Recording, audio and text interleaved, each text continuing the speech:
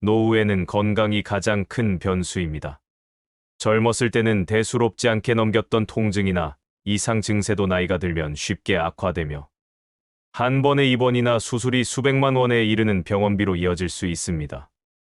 특히 갑작스러운 병원비 지출은 노후 통장 잔고를 순식간에 줄어들게 만드는 가장 현실적이고 치명적인 원인 중 하나입니다.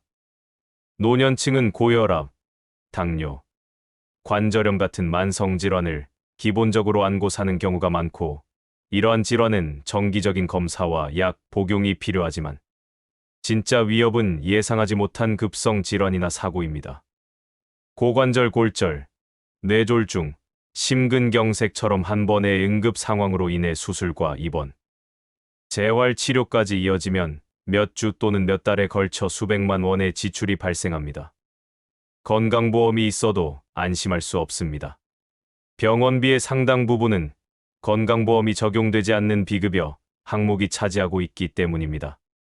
예를 들어, 좋은 병실을 쓰기 위해서는 1인실을 선택해야 하고, 고가의 재활치료나 주사제, MRI나 초음파 같은 검사는 보험 적용이 되지 않거나 제한적이며, 보호자 식대나 병원 내 개인 물품 구매도 전부 본인 부담입니다.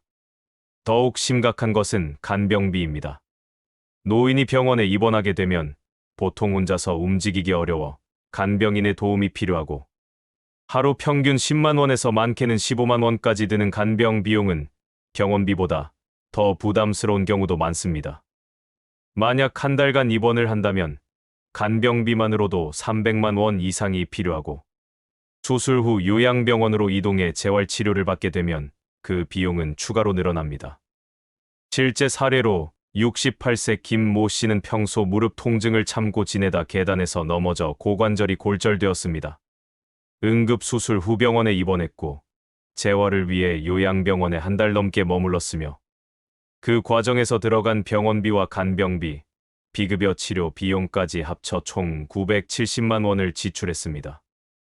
건강보험에서 일부를 지원받았지만 비급여 항목과 간병비 비중이 너무 커서 결국 40%가량을 본인이 현금으로 부담해야 했습니다. 평생 모아온 적금 통장을 해지하고 노후를 위해 준비해둔 자금 일부를 사용해야 했으며, 계획하지 않았던 큰 지출에 김 씨는 큰 충격을 받았습니다. 이러한 일은 누구에게나 일어날 수 있으며, 병원비로 인해 무너지지 않으려면 미리 준비해야 합니다. 병원비는 미래에 일어날 수도 있는 가능성이 아니라 거의 확정된, 예정된 지출이라는 생각으로 접근해야 합니다. 따라서 노후에는 의료비 전용 통장을 따로 만들어 일정 금액을 꾸준히 적립하고, 최소 한 달간의 입원 치료에 필요한 현금 약 300만 500만 원을 확보해두는 것이 중요합니다. 또한 실손보험이나 간병보험 등 기존에 가입한 보장성 보험을 다시 한번 점검하고, 보장 내용이 부족하다면 추가 보장을 고려하거나 불필요한 보장은 정리하는 판단도 필요합니다. 병원에 갈 일이 적다고 방심하거나 보험료가 아깝다고 생각하면 정작 필요할 때는 더 큰 손해를 보게 됩니다. 더불어 병원비를 줄이는 가장 좋은 방법은 바로 예방입니다. 균형 잡힌 식사, 꾸준한 운동, 충분한 수면, 정기 건강검진은 단지 건강을 유지하는 수단일 뿐 아니라 경제적 방패이기도 합니다. 몸이 건강하면 병원에 갈 일이 줄어들고 그만큼 지출도 줄어들기 때문입니다. 그리고 병원에 가더라도 꼭 필요한 검사와 치료만 선택하고, 비용 내역을 꼼꼼히 살펴 불필요한 비급여 항목은 줄이는 습관도 필요합니다. 노후는 누구에게나 도달하는 시간이지만 그 시간을 어떻게 맞이하느냐에 따라 삶의 질은 크게 달라집니다. 갑작스러운 병원비 지출은 피할 수 없는 일이지만 준비된 사람에게는 위기가 아니라 관리 가능한 사건이 됩니다. 오늘의 건강이 내일의 통장을 지켜주는 가장 강력한 무기이며, 병원비는 단지 아플 때 쓰는 돈이 아니라 노후를 지탱하는 기반임을 잊지 말아야 합니다. 지금부터라도 병원비를 위한 경제적 안전망을 하나씩 갖춰나가는 것이 건강하고 안정된 노후를 위한 첫걸음입니다. 노년기의 경제는 단순한 생활비 외에도 다양한 예기치 못한 지출 요인으로 인해 불안정해질 수 있습니다. 그중 가장 흔하면서도 감정적으로 민감한 부분이 바로 자녀와 손주에 대한 지원입니다. 흔히 이제 자식 다 키웠다. 이제는 나를 위해 살겠다고 말하지만 현실에서는 여전히 자식의 삶에 깊숙이 연결되어 있고 그들의 문제는 곧 나의 경제적 책임으로 이어지기도 합니다. 은퇴 후 고정 수입이 줄어든 상황에서도 자녀의 결혼 자금, 주택 마련, 출산휴가 지원 등 크고 작은 금전적 요청이 이어지고 부모로서 이를 거절하기는 쉽지 않습니다. 특히 최근 사회적 경제적 구조 속에서 청년 세대는 독립이 늦어지고 있으며 주거비와 육아 비용이 과중해져 부모 세대에게 손을 벌리는 일이 많아졌습니다. 엄마, 아빠가 아니면 누가 도와주겠어? 라는 자녀의 말 한마디에 부모는 또다시 본인의 통장을 열게 됩니다. 실제 사례로 72세의 박모 할아버지는 은퇴 후 월 180만 원의 연금으로 소박한 생활을 이어가고 있었습니다. 그러던 중 아들 부부가 전세 재계약을 앞두고 보증금이 부족하다며 도움을 요청했고 결국 3천만 원을 한 번에 꺼내줬습니다.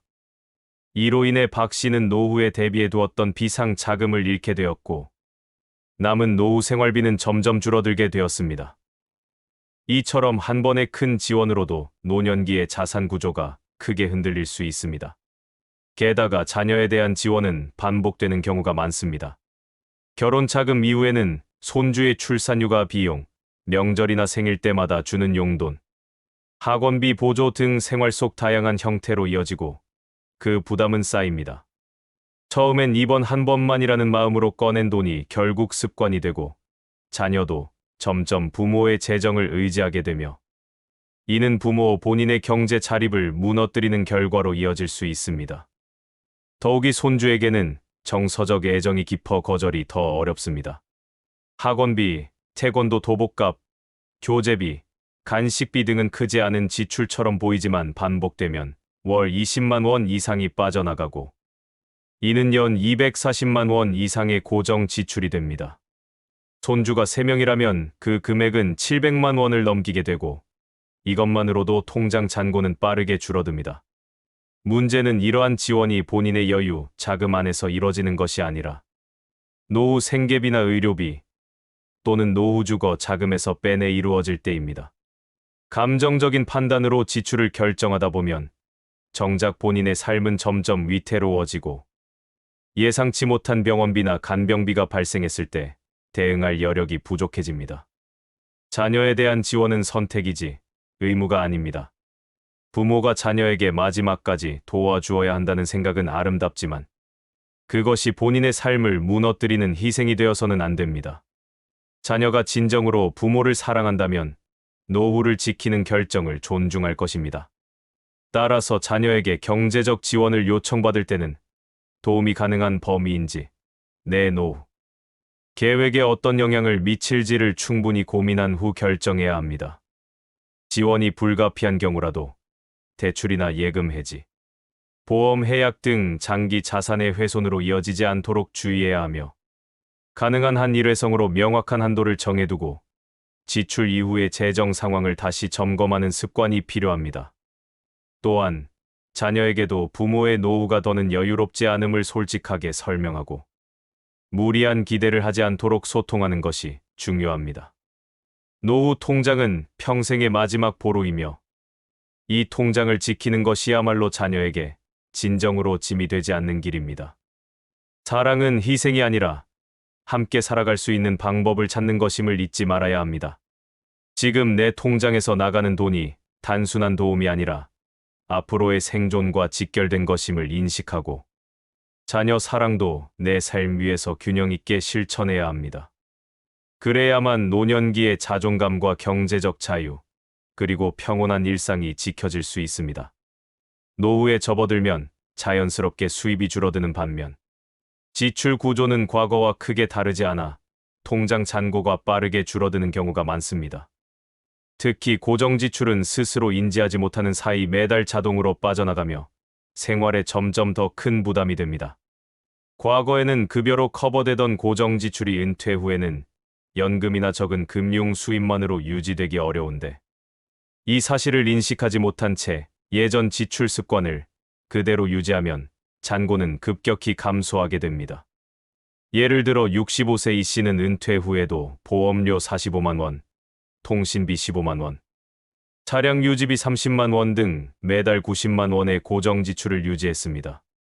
여기에 외식과 카페 이용, 명절 선물, 자녀 손주 선물, 경조사 비용 등 비정기적인 지출이 매달 평균 3,050만 원가량 추가되면서 월 120만 원의 국민연금 수입으로는 턱없이 부족하다는 사실을 뒤늦게 깨달았습니다. 결국 매달 적자 구조가 반복되고 몇 년 안에 수천만 원의 노후 자금이 사라지는 상황에 직면하게 된 것입니다. 이처럼 은퇴 이후 가장 먼저 해야 할 일은 고정지출 점검과 조정입니다. 젊을 때 가입했던 생명보험, 의료보험이 지금도 필요한지, 또는 보장 내용이 중복되지는 않는지 다시 살펴야 합니다. 자녀를 위한 교육보험이나 연금보험을 여전히 납부하고 있다면 해지나 감액을 고려해 볼 수 있고, 불필요하게 많은 보험 상품을 유지하고 있는 경우 일괄 조정이 필요합니다. 보험 설계사의 권유로 가입했던 여러 보장성 보험이 사실상 고령자의 상황에는 맞지 않거나 납입 대비 수익성이 떨어질 수 있기 때문입니다. 통신비 역시 간과하기 쉬운 항목입니다. 휴대폰 요금제, 인터넷 TV 패키지 등은 한번 가입하면 그대로 자동 이체되기 때문에 체감하지 못한 채 계속 빠져나갑니다. 고령자의 경우 데이터 사용이 많지 않은데도 불필요하게 고요금제를 유지하거나 결합 상품에 묶여 해지하기 어려워 그냥 두는 경우가 많습니다. 요금제를 낮추거나 사용량에 맞는 실속형 상품으로 변경하면 월 수만 원씩 절약이 가능하며 1년이면 100만 원 단위로 지출이 줄어듭니다. 자동차 유지비 역시 은퇴 후에는 신중히 판단해야 하는 항목입니다. 기름값, 보험료, 세금, 정비비, 주차비 등을 고려하면 월 평균 30만 원 이상이 고정적으로 들며 사용 빈도가 많지 않다면 오히려 택시나 대중교통 이용이 훨씬 경제적일 수 있습니다. 특히 노후에는 장거리 운전에 부담을 느끼게 되고 안전상의 이유로 운행 자체가 제한되기도 하므로 차량을 유지하는 것이 실질적 편익보다 비용이 더 커지는 경우도 많습니다. 더불어 외식과 카페 이용 같은 생활 소비, 명절 지출과 경조사 비용 같은 사회적 소비도 꾸준히 줄여야 할 부분입니다. 노후에는 체면보다 실속이 중요하며 과거처럼 이 정도는 써야지라는 생각은 위험합니다. 특히 경조사비, 친지나 손주 생일 선물 같은 지출은 일시적이라고 생각하기 쉽지만 1년이면 수십 건이 반복되며 상당한 부담이 됩니다. 이런 비정기 지출도 고정 지출처럼 꾸준히 반복된다는 점을 인식하고 미리 항목별로 지출 한도를 정해두는 것이 필요합니다. 노후의 통장은 단순한 숫자가 아니라 삶의 지속성을 보여주는 지표입니다. 수입은 줄었지만 습관처럼 유지되는 고정 지출은 생각보다 빠르게 잔고를 줄이고 이는 불안감과 우울감으로 이어질 수 있습니다. 따라서 생활을 단순화하는 용기와 쓸 것을 줄이는 결단력이 노후 재정 안정의 핵심입니다. 모든 지출을 줄이라는 말이 아닙니다. 내 삶에 꼭 필요한 지출, 나를 행복하게 해주는 소비는 오히려 더 소중히 여겨야 합니다. 다만 그것이 나의 수입과 지속 가능성 안에서 이루어지고 있는가를 자주 점검해야 하며 그것이 바로 노후를 지키는 힘이 됩니다. 예전에는 이렇게 살았는데라는 과거의 감각이 아니라 앞으로도 안정적으로 살기 위한 현재의 판단이 필요한 시점입니다. 노후 통장을 지키기 위한 첫걸음은 자동이체 내역을 하나하나 다시 살펴보는 것에서 시작됩니다. 그렇게 줄인 지출만큼 내 삶의 여유와 평안은 더욱 오래 지속될 수 있습니다. 노후의 통장은 단순한 예금 계좌가 아니라 평생을 살아온 시간의 결과물이며 남은 인생을 지탱해줄 유일한 자산입니다. 그러나 은퇴 후 갑작스러운 한 방을 노리며 시작한 투자는 오히려 평생 쌓아온 자산을 송두리째 무너뜨리는 위험한 선택이 될 수 있습니다. 특히 계획 없는 투자와 무분별한 대출은 노후 파산의 주요 원인 중 하나입니다. 정년 퇴직을 마친 67세 최 씨는 친구의 소개로 회원권 투자라는 이야기를 들었습니다. 리조트 회원권을 사두면 시간이 지날수록 가격이 오른다는 설명에 혹해 30년간 모아둔 적금 5천만 원을 한 번에 투자했습니다. 하지만 해당 리조트 업체는 얼마 지나지 않아 부도 처리되었고 최 씨의 투자금은 한 푼도 돌려받지 못한 채 사라졌습니다. 그로 인해 생활비를 줄이고 자녀에게 의존해야 했으며 오랜 시간 죄책감과 우울감에서 벗어나지 못했습니다. 노후에는 공격적인 투자보다 방어적인 전략이 더욱 중요합니다. 수익을 올리는 것보다 손실을 막는 것이 핵심이며 특히 돈을 잃었을 때 다시 회복할 시간과 체력이 부족하다는 점을 고려해야 합니다. 하지만 많은 은퇴자들이 마지막 기회, 수익률 10% 이상 보장 같은 유혹에 흔들리며 본인의 투자 성향이나 시장의 위험성을 제대로 파악하지 못한 채 투자를 결정합니다. 더 큰 문제는 투자를 위해 빚을 내는 행동입니다. 퇴직금이나 연금 외에 추가 수익을 기대하며 신용대출이나 보증을 감수해 투자를 확대하는 경우가 있습니다. 그러나 손실이 발생하면 이자는 계속 쌓이고 원금은 불어나며 결국 원리금 상환 불이행으로 이어질 수 있습니다. 은행권의 대출이 막히면 사금융으로 넘어가는 사례도 종종 있으며 이는 단순한 투자 실패를 넘어 삶 전체의 기반을 무너뜨리는 결과로 이어집니다. 또한 지인의 권유, 단톡방 정보, 유튜브 광고 등을 무작정 신뢰하는 것도 매우 위험합니다. 특히 노년층을 노린 피싱성 투자 권유는 점점 정교해지고 있으며 실체 없는 펀드, 코인, 부동산 경매, 원금 보장 상품 등은 실제로는 고위험 고손실 구조입니다. 지인이 했다더라. 친구도 가입했다는 이유만으로 판단하지 말고 투자 전에는 반드시 금융감독원, 소비자원, 시중은행 등 공신력 있는 기관의 자료를 확인하고 주변 전문가나 자녀와 충분히 상의해야 합니다. 실제로 많은 금융사기 피해자들이 이렇게 말합니다. 설마 나에게까지 이런 일이 생길 줄 몰랐어요. 그러나 그것이 노년기의 현실입니다. 정보를 제대로 판단하지 못하는 상황, 도움을 청할 곳이 마땅치 않은 환경, 이미 지불한 돈을 되찾기 어려운 법적 구조 등은 피해를 더욱 심화시킵니다. 더불어 부동산도 마찬가지입니다. 노후에 수익형 부동산을 소유하거나 경매로 수익을 얻겠다는 생각은 자칫 잘못된 판단일 수 있습니다. 공실이 발생하거나 임차인 문제가 생기면 수입은커녕 관리비, 세금, 대출이자까지 부담하게 됩니다. 특히 부동산은 유동성이 낮고 실질 수익률이 예상보다 낮은 경우가 많으므로 신중함이 요구됩니다. 노후에는 무엇보다도 자산의 안전성과 유동성, 그리고 지속 가능성이 우선입니다. 소소한 이자라도 꾸준히 들어오는 구조, 예측 가능한 지출과 수입의 균형, 그리고 급한 일이 생겼을 때 바로 쓸 수 있는 비상금 확보가 무엇보다 중요합니다. 투자라는 단어가 기회가 아닌 위기로 작용할 수 있다는 사실을 인지해야 합니다. 노후에 갑자기 통장 잔고가 급감하는 5번째 이유는 바로 연금과 자산의 조기 소진입니다. 평생 일하며 차곡차곡 쌓아온 국민연금, 퇴직연금, 개인연금은 사실상 은퇴 후의 생명줄과 같습니다. 하지만 이를 어떻게, 언제, 어떤 방식으로 사용하는지에 따라 그 생명줄의 길이는 극단적으로 달라질 수 있습니다. 64세 윤 씨는 퇴직 당시 돈은 내가 관리하는 게 낫지라는 생각으로 퇴직연금을 일시금으로 수령했습니다. 1억 2천만 원이라는 금액은 순간 든든하게 느껴졌지만 자녀 결혼 자금 지원, 자동차 교체, 여행, 생활비로 쓰다 보니 불과 2년 만에 절반 이상이 사라졌고 그제야 이렇게 빨리 줄어들 줄 몰랐다는 후회를 하게 되었습니다. 실제로 많은 사람들이 연금은 믿기 어렵다, 일시금으로 받아 직접 굴리는 게 낫다는 생각으로 조기 인출을 선택하지만 이는 복리 효과를 포기하는 결정이며 무엇보다 은퇴 후 가장 중요한 지속성 있는 소득을 스스로 없애는 행동입니다. 매달 정해진 금액이 자동으로 들어오는 구조는 소비를 계획적으로 하게 만들고 위기의 순간에도 최소한의 생활을 유지할 수 있도록 도와주는 안전장치입니다.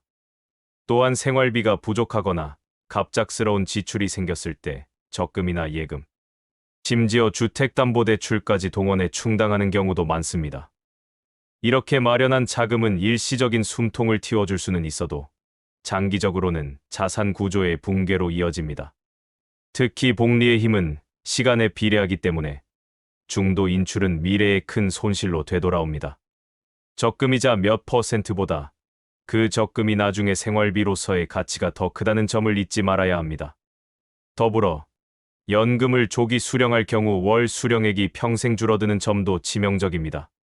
국민연금의 경우 조기 수령 시 최대 30%까지 수령액이 줄어듭니다.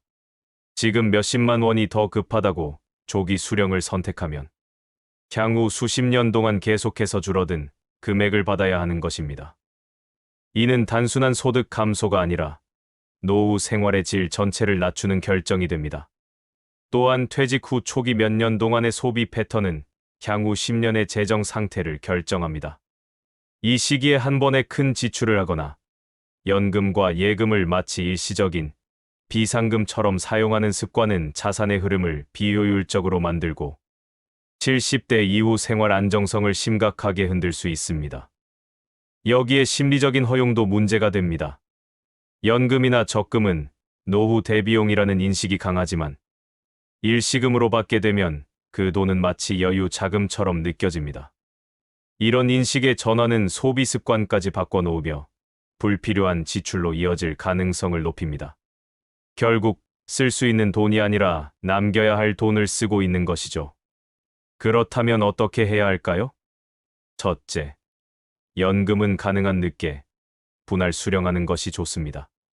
늦게 수령할수록 월 수령액이 늘어나고 수명 연장에 따른 재정적 부담도 줄일 수 있습니다. 둘째, 퇴직연금은 즉시 인출하지 말고 연금형 수령을 선택하거나 적절한 관리 상품에 예치해야 합니다. 셋째, 비상금은 따로 마련하되 그 외 자산은 최대한 장기적이고 안전하게 운영해야 하며 필요할 때만 소액으로 꺼내 쓰는 습관을 들여야 합니다. 결론적으로 노후의 자산은 버티는 힘이자 살아갈 수 있는 시간을 의미합니다.